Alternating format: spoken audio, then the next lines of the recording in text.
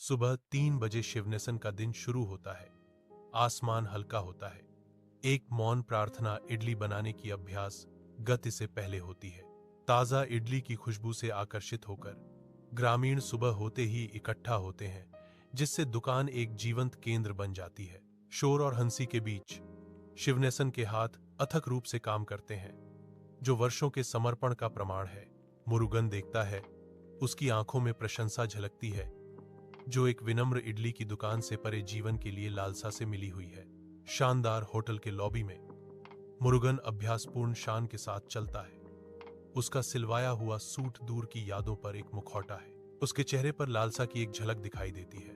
गांव की छाया और उसके पिता की छोटी सी दुकान उसकी आंखों में घूम रही है।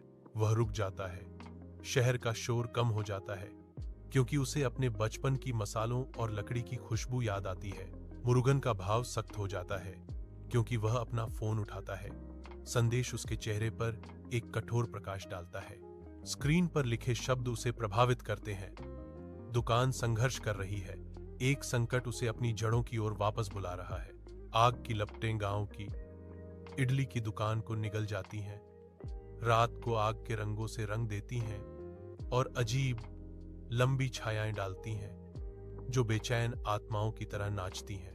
मुरुगन राख के घूमते हुए अराजकता के बीच अपने भाव के साथ एक गंभीर दृढ़ संकल्प के मुखौटे के खिलाफ सिलहूट खड़ा है।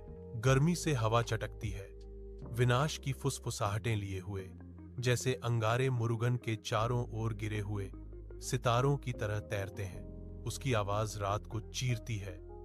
स्वर्ग और अपने पिता की याद में ली गई एक प्रतिज्ञा।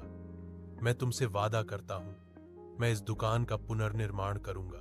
मैं अपने पिता की विरासत को जीवित रखूंगा। मुरुगन के शब्द उजाड़ रात में गूंजते हैं। तबाही के बीच आशा की किरण।